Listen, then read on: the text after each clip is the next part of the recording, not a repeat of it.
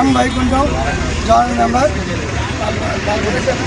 ఈరోజైతే RTC depot gate వద్ద ఈ తాలూకా గేట్లకు ఉద్దేశం ఏంటంటే రాష్ట్ర ప్రభుత్వానికి యాజమాన్యానికి అనేక ప్రమాణాలు ఇచ్చి ఏదైతే విద్యుత్ బస్సులు ఏవైతే ఉన్నాయో దాన్ని ఆఫ్ చేయాలని చెప్పేసి మరి రాష్ట్ర కమిటీ పిలుపునైతే ఇచ్చింది.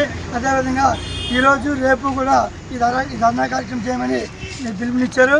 అదేవిధంగా ఎలక్ట్రికల్ బస్సులు ఏవైతే ఉన్నాయో దానివల్ల ఆర్టీసీ కానీ ప్రజానీకానికి ప్రజానీకానికి అయితే తీవ్ర ఇబ్బందులు అయితే ఉంటాయి. ఎందుకంటే కనీసం 40 సంవత్సరాల నుంచి ప్రజా రవాణాని ఏపీఎస్ఆర్టీసీ గుర్తింపుగా ప్రయాణికులు సేవ చేస్తున్న తరుణంలో ఇప్పుడు ప్రభుత్వం వచ్చిన తర్వాత ఆర్టీసీ ఎలక్ట్రికల్ బస్సులు ప్రైవేట్ పెట్టి ఆర్టీసీని నిర్వీర్యం చేస్తాం కాబట్టి దానికి మేము తక్షణమే ఆపుదల చేయాలని చెప్పేసి మా యాజమాన్యానికి అలాగే రాష్ట్ర ప్రభుత్వానికి విజ్ఞప్తి చేస్తూ ఉన్నాం.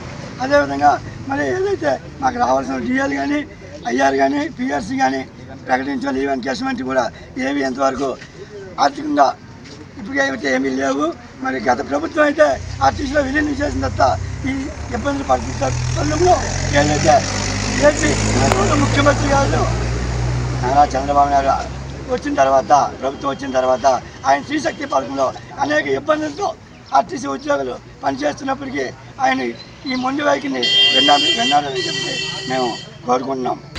రాష్ట్ర వ్యాప్తంగా పిలుపు భాగంగా ఈరోజు జరుగుతున్నటువంటి నిరసన కార్యక్రమంలో భాగంగా జేఏసీ ఏదైతే పిలుపునిచ్చిందో మన విద్యుత్ బస్సులు ఏదైతే ఉందో జీసీసీ పద్ధతిలో ప్రైవేట్కి ఇచ్చి తద్వారా డిపోలు మూసివేత కార్యక్రమం అనేది ప్రక్రియ అనేది వేగవంతం చేయడం ద్వారా 4 డిపోలు ఆల్రెడీ మూసివేత అనేది జరిగింది.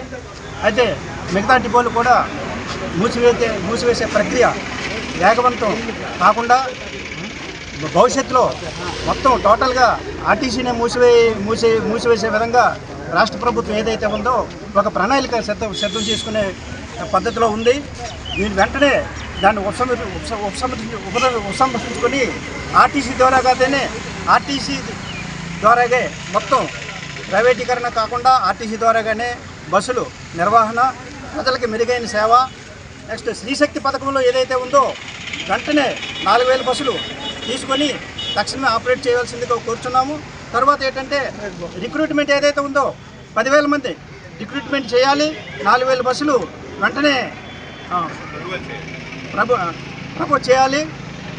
ఏదైతే ఉందో మనకున్నటువంటి పెండింగ్ డిజైల్ కానీ ఐఆర్ కానీ ఇవన్నీ తక్షణమే అమలు చేసి ప్రస్తుతం ఉన్నటువంటి మాకు ఉపశమనం చేయవలసిందిగా ఈ నిరసన కార్యక్రమం ద్వారా ప్రభుత్వానికి విజ్ఞప్తి చేస్తున్నాం. సార్, ఇప్పుడు 4 డిపోలు అన్నారు కదా, ఏవేవి పేర్లు చెప్పండి. మంగళగిరి, గుంటూరు, నెల్లూరు, సింహాచలం, గాజువాక కూడా ఉందండి. సింహాచలం, గాజువాక